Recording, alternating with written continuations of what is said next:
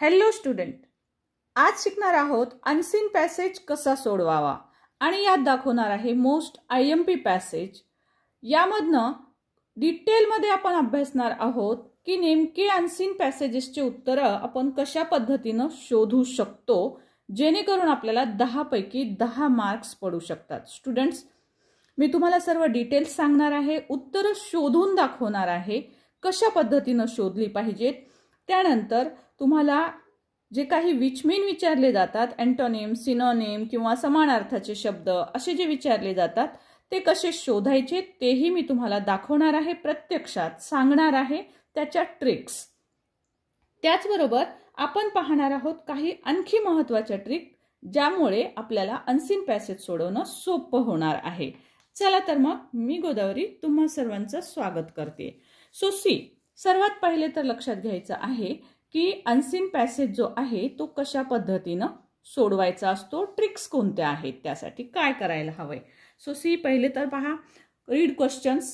प्रथम एक वेळेस व्यवस्थित क्वेश्चन वाचून घ्यायचा आहे, म्हणजे दिलेला पॅसेज वाचायचा आहे। पॅसेजच्या अगोदर तुम्ही प्रश्न वाचणार आहात, पूर्ण प्रश्न वाचायचे। प्रश्न वाचणं झाल्यावर रीड पॅसेज 2 टाइम्स, दिलेला पॅसेज 2 वेळेस वाचायचा आहे। त्याच्यानंतर पहिला जो प्रश्न असतो साधारणतः क्वेश्चन 1 जो असतो तर पॅराग्राफ 1 सुरुवात करायची पॅराग्राफ फर्स्ट पासून। सो पहिल्या पॅराग्राफ मध्ये आन्सर शोधायचं, नंतर दुसऱ्या, नंतर तिसऱ्या, या पद्धतीने। नेक्स्ट ट्रिक आहे पहा, कीवर्ड्स लक्षात घ्यावे लागतात आपल्याला। सो कीवर्ड्स लक्षात घ्यायचे असतात म्हणजे काय करायचं असतं तर त्यामध्ये दिलेलं जे वाक्य असतं किंवा प्रश्न असतो त्याच्यामध्ये एखादा महत्त्वाचा शब्द लक्षात ठेवायचा आणि तो आपल्याला पॅसेजमध्ये शोधावा लागतो। व्होकॅब्युलरीचे जे प्रश्न असतात तर ते आपण कसे सोडवले पाहिजे, तर त्यासाठी व्होकॅब्युलरीचे प्रश्न पहा कसे सोडवायचे, मी तर ट्रिक सहित दाखवणारच आहे। प्रथम दिलेला शब्द शोधायचा, म्हणजे त्यांनी जो शब्द विचारलेला आहे तो शोधायचा। कुठे शोधायचा आहे? पॅसेजमध्ये। आणि पॅसेजमध्ये तो सापडल्यानंतर त्यावरून त्या शब्दाचा अंदाज लावायचा आहे, कारण तुम्हाला नक्की अर्थ कदाचित माहित नसतो। जर माहित नसेल तर त्या दिलेल्या सेंटेन्समध्ये ते वाक्य शब्द शोधा आणि दिलेल्या सेंटेन्समधनं त्याचा अंदाज घ्या की या शब्दाचा अर्थ काय असेल। प्रत्यक्षात करून दाखवते कशा पद्धतीने आपण हे सोडवू शकतो। चला तर पॅसेजमधून पाहूया हे सर्व आपण कशा पद्धतीने सोडवू शकतो। सी हिअर स्टुडंट, तुम्हाला आहे इथे समोर दिलेला एक पॅसेज। या पॅसेजमध्ये पहा अनसीन पॅसेज दाखवलेला आहे आणि A1 मध्ये पहा कशा पद्धतीचे क्वेश्चन्स आहेत। Fill in the blanks. Okay, सुरुवातीला फिल इन द ब्लँक्स दिलेले आहेत आपल्याला। सो या शोधत असताना काय करायचंय, सो कीवर्ड, पुन्हा इथे पण आपल्याला कीवर्ड लक्षात घ्यायचा आहे। कीवर्ड म्हणजे 1-2 महत्त्वाचे शब्द यातले पाहायचे, जसं wastes are not being managed properly. So wastes are not असे शब्द आपल्याला कुठे सापडतात ते पाहायचे। जनरली पहिला प्रश्न जो असतो, मग रिकामी जागा असो, ट्रू फॉल्स असो, हा पहिल्या पॅसेजमध्ये आपल्याला सापडत असतो। जनरली म्हणजे आपण प्रत्येक वेळेस असंच होतं असं नाही सांगू शकत। सो पहा, wastes are not being managed, so शोधायचं आहे आपल्याला wastes are not being, yes सापडलंय आपल्याला इथे, wastes are not being managed properly. So याच्या अगोदरची आपली रिकामी जागा आहे, सो काय येईल बघा, solid wastes. Okay, solid wastes म्हणजे आपला आन्सर असणार आहे सॉलिड, कारण इथे वेस्ट्स पासून आहे। सो सॉलिड हे आपलं आन्सर असेल। मी तुम्हाला सर्व आन्सर शेवटी एकत्र दाखवणारच आहे, इथे फक्त आपण शोधूया आणि सगळ्यात शेवटी मी तुम्हाला टोटल आन्सर्स एकत्र दाखवते जेणेकरून तुम्हाला त्याचे स्क्रीनशॉट घेता येईल। सो बघा, पहिलं सापडलंय, आता दुसरं बघूया। Of garbage is one of the most important services. Of garbage आणि इम्पॉर्टंट सर्व्हिसेस असे 2 वर्ड पकडूया आपण, कीवर्ड गार्बेज आणि इम्पॉर्टंट सर्व्हिसेस। शोधूया गार्बेज आणि इम्पॉर्टंट सर्व्हिसेस कुठे सापडतं आपल्याला। So see here, garbage and important services. Okay, so या पद्धतीनं आपल्याला हे अशा पद्धतीनं शोधत जायचं आहे। नेक्स्ट पॅरेग्राफमध्ये आपल्याला सापडतं का आपण बघूया। ओके, सो सी हिअर, या पद्धतीनं आपण आपला पॅरेग्राफ शोधायचा आहे। Garbage and most important services असे शब्द सापडले पाहिजेत। सो असं क्विक ओव्हरलुक करायचं आहे। गार्बेज शब्द कुठे सापडतो आहे आणि ओव्हरलुक करत गेलात तर तुम्हाला लक्षात येईल। पहा, सी हिअर, येस, इथे पहा, गार्बेज दस is one of the most important services. इथे आपल्याला सापडलेलं आहे इम्पॉर्टंट सर्व्हिसेस आणि गार्बेज. सो आपल्याला इथे आन्सर लिहावं लागणार आहे scientific management. Okay, scientific management of garbage. बघा, ऑफ गार्बेज हा शब्द आपल्याला इथे मिळालेला होता, ऑफ गार्बेज. सो आन्सर आपल्याला थर्ड पॅरामध्ये मिळालेला आहे, सायंटिफिक मॅनेजमेंट. हे आपलं आन्सर असणार आहे. नेक्स्ट आपण पाहूया रिकामी जागा कोणती आहे. At present. At present dash dash of Delhi land mass. Delhi's land mass. So Delhi हा शब्द आपल्याला पटकन सापडू शकेल. Okay, so see here, at present 5% of Delhi's land mass. Okay, किती आलेली आहे, 5% of Delhi's land mass is being choked by the garbage. So answer आपल्याला इथे सापडलेला आहे. ओके, सो ही आपली फिल इन द ब्लँक असणार आहे. आन्सर शेवटी सर्व दाखवणार आहे एकत्र. नेक्स्ट आहे बघा, dash dash are managing solid waste. आता आपल्याला याच्यातला कीवर्ड शोधायचा आहे. Managing solid waste at least 25,000 daily. So 25,000 हा शब्द आपल्याला शोधायला सोपा जाईल, कारण 25 हा नंबर आहे जो आपल्याला पटकन सापडू शकतो. सो आपण क्विक ओव्हरलुक करायचं आहे डोळ्यांनी. सो आपल्याला पहा कुठे सापडेल. 25 आपण शोधूया. 25 आपल्याला कुठे सापडतं. सी हिअर, ॲटलिस्ट 25,000 डेली टीज, राईट. सो आपल्याला आन्सर सापडणार आहे. पूर्ण वाक्य बघूया आपण. हे आता हे इथे फुल स्टॉप आहे, इथून पूर्ण वाक्य बघूया. The cleaning brigades are managing. Okay, are managing अशी आपली रिकामी जागा आहे, आर मॅनेजिंग. सो इथे आपल्याला वाक्यात सापडत आहे. See here, the cleaning brigades are managing solid waste. Okay, for at least 25,000. हे आपल्याला सापडलेले आहे, म्हणजे आपला आन्सर असणार आहे पहा, the cleaning brigades, right, the cleaning brigades. So आपल्याला अशा पद्धतीनं बघा, मी 4 अंडरलाईन केलेल्या तुम्हाला रिकाम्या जागा दिसतील, राईट. सो या पद्धतीनं आपण हे आन्सर शोधलेलं आहे. नेक्स्ट आपण पाहूया question, web diagram. See here, web diagram दिलेला आहे एक आपल्याला, आणि इल इफेक्ट्स ऑफ गार्बेज सांगितलेला आहे. इल इफेक्ट म्हणजे गार्बेजचे जे काही वाईट परिणाम होणार आहेत ते आपल्याला शोधायचे आहेत. यासाठी पुन्हा एकदा आपण फर्स्ट पॅरा वाचणार आहोत. So see here, first para आपण वाचूया. It is obvious from the visible garbage around us that solid wastes are not being managed properly. Generally student, हा जो सेकंड बीट असतो A2, हा जो कंप्लीट वेब करायला दिलेली असते आपल्याला, किंवा कुठलाही एखादा क्वेश्चन यामध्ये कॉम्प्लेक्स दिलेला असतो. सो तो सोडवत असताना साधारणतः सेकंड आणि थर्ड पॅरामध्ये याचा आन्सर असतं. सो आपण सेकंड पॅरा बघूया, याच्यामध्ये आपल्याला इल इफेक्ट सापडतात का. So see here, ill effects बघूया आपण. At present 5% of Delhi's landmass is being choked by the garbage. So हा इल इफेक्ट आहे की लँडमास कशी झालेली आहे, इज बीइंग चोक्ड. सो हे एक आपला इल इफेक्ट आहे. सो हा एक इल इफेक्ट तुम्ही इथे अंडरलाईन करू शकता. मी एकाच पेनने दाखवली तर सेम होतील. सो तरी पण आपण इथे दाखवायचा प्रयत्न करूया. Landmass, okay, is being choked. Okay, curve lines दाखवते. नेक्स्ट आपण पाहूया, the 5% has become wasteland. See, हे पण एक इल इफेक्ट आहे की लँड कशी होत चाललेली आहे. 5% of land has become a wasteland. Wasteland होत चाललेली आहे. सो इल इफेक्टच आहे हा. Then its utility is steadily declining. हा पण त्याचा एक इल इफेक्ट आहे. त्याचा उपयोग जो आहे तो कमी होत चाललेला आहे, डिक्लाइन होत चाललेला आहे. Then soil quality is deteriorating, म्हणजे सॉइल क्वालिटी सुद्धा त्याची खराब होत चाललेली आहे. So this is also ill effect. सो अशा पद्धतीने आपण इल इफेक्ट काढलेले आहेत. देन आपल्याला इथे इल इफेक्ट अजूनही सापडतील. हा पॅरेग्राफ तुम्ही पूर्ण वाचला तर तुमच्या लक्षात येईल. So garbage dumps pose health and environmental hazard. Health and environmental hazard. So हेल्थवर त्याचा परिणाम होतो आहे. हा पण एक इल इफेक्ट आहे. ओके, त्याच्यानंतर it increases germs of infectious diseases. So डिसीजेसचे जर्म्स वाढत आहेत. It increases, okay, the germs of infectious diseases like plague, tuberculosis etcetera.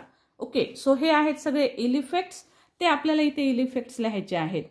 So जे विद्यार्थी खूप कच्चे आहेत ते इथले सेंटेन्स पूर्ण लिहू शकतात, राईट. परंतु फुल सेंटेन्स न लिहिता ॲक्च्युअल जेवढे शॉर्टमध्ये तुम्हाला लिहिता येईल इल इफेक्ट तेवढे आपल्याला इथे बॉक्सेसमध्ये लिहायचे असतात. पहा इथे वेब डायग्राम दिलेली आहे, यामध्ये आपल्याला ते लिहायचे. फुल सेंटेन्स लिहिले तर कदाचित फुल मार्क्स पडणार नाहीत. सो शॉर्टमध्ये आन्सर लिहिण्याचा प्रयत्न करा जेव्हा वेब डायग्राम दिलेले असतात. टू द पॉइंट कसं लिहायचं आहे.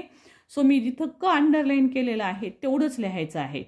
फुल सेंटेन्स जर लिहिलं तुम्ही तर कशा पद्धतीचं आन्सर होईल पहा तुमचं. तुम्ही हे एक सांगते मी तुम्हाला. Daily land mass is being choked by the garbage, असं पूर्ण सेंटेन्स होईल.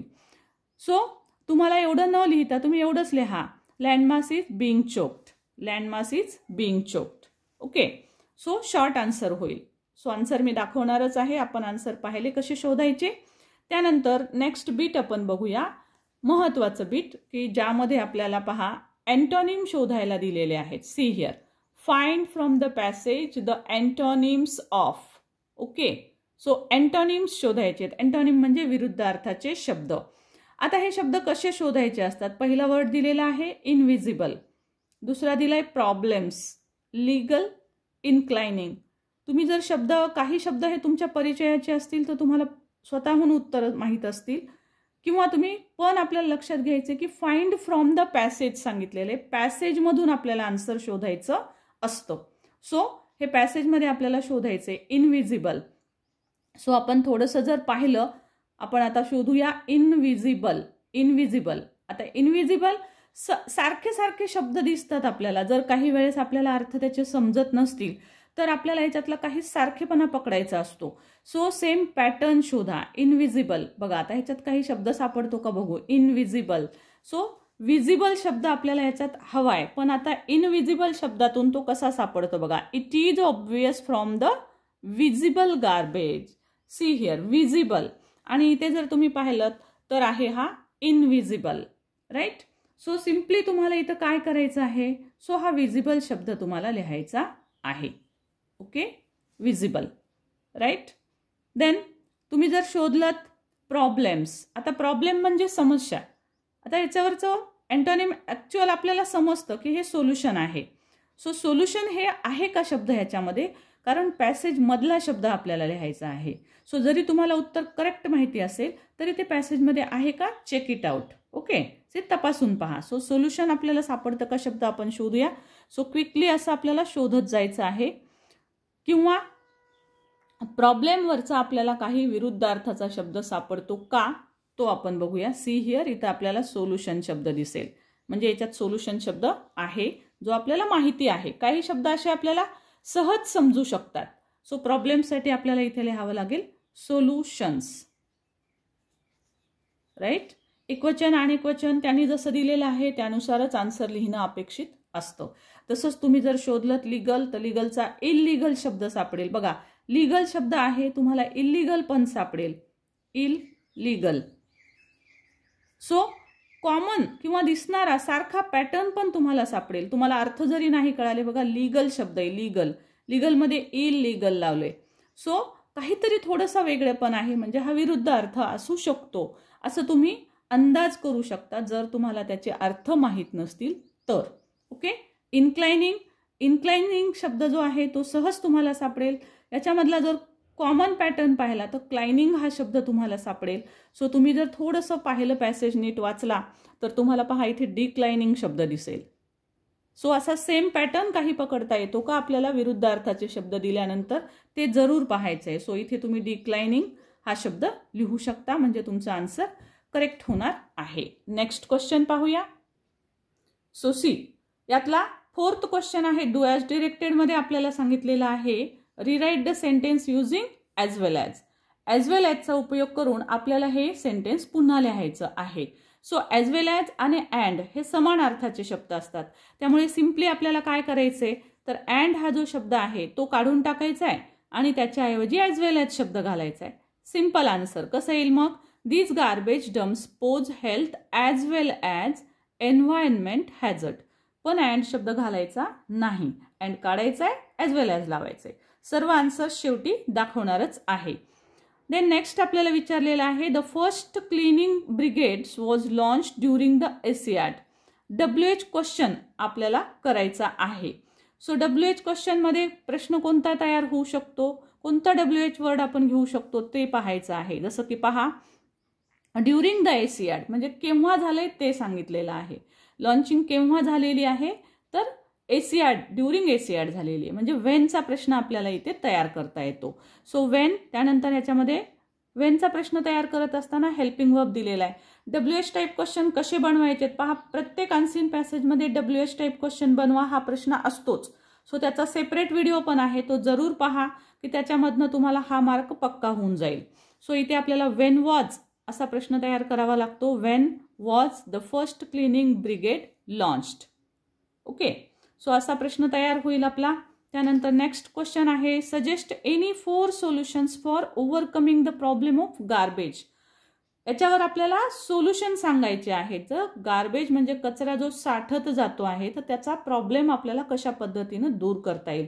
सो ह्याचे आपल्याला 4 सोल्युशन्स विचारलेले आहेत. सो आपण वेगवेगळे 4 सोल्युशन्स ह्याच्यात लिहू शकतो. सिस्टमॅटिक एखादा पॅरेग्राफ पाडून लिहू शकता आणि याचा आन्सर तुम्ही जास्तीत जास्त 6 ते 8 ओळींमध्ये लिहिलं तर तुम्हाला 2 पैकी 2 मार्क्स पडतात.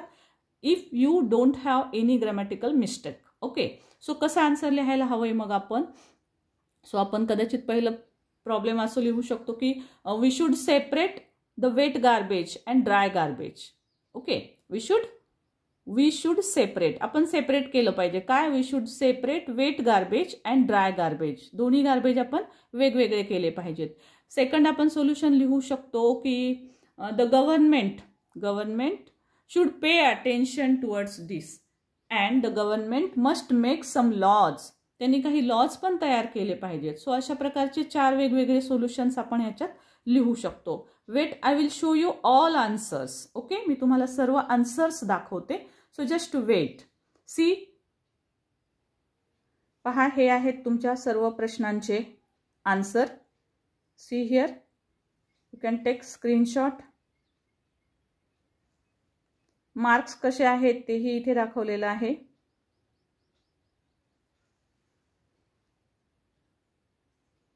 पहा, जोड्या या पद्धतीने लिहायच्यात, विरुद्ध अर्थाच्या आहेत त्यामुळे असं क्रॉस साईन लिहिणं आवश्यक आहे. इकडे मार्क्स सांगितलेले आहेत कसे आहेत ते. हाफ मार्क्स असतात, तुम्हाला मार्क्स लिहायचे नसतात. सो कसे पडतात ते दाखवलेले आहेत. सो सी, आपण सर्व आन्सर याच पद्धतीने घेतलेले आहेत. सोल्युशन्स पहा, या मेथडने तुम्हाला लिहायचे असतात. ओके, 4 सोल्युशन्स आपल्याला सांगितलेले होते. सो आपण इथे 2 लिहिलेले आहेत and I will show you other 2. So हे आहेत दुसरे 2 सोल्युशन्स म्हणजे टोटल 4 सोल्युशन्स. सो अशा पद्धतीने याचं थोडंसं लॉंग आन्सर येईल आणि ते येणं गरजेचं आहे. ओके, सो स्टुडंट, आशा करते की तुम्हाला छानपैकी हे समजलेलं असणार आहे की आपण कशा पद्धतीनं अनसीन पॅसेज सोडवावा. आपले सर्व व्हिडिओज असेच आहेत. याहीपेक्षा भन्नाट असे व्हिडिओज आपले 10th स्टँडर्डसाठी आहेत विशेष करून. सो जरूर पहा. व्हिडिओ आवडला असेल तर लाईक, शेअर आणि कमेंट जरूर करा. Thank you so much for watching. Thank you.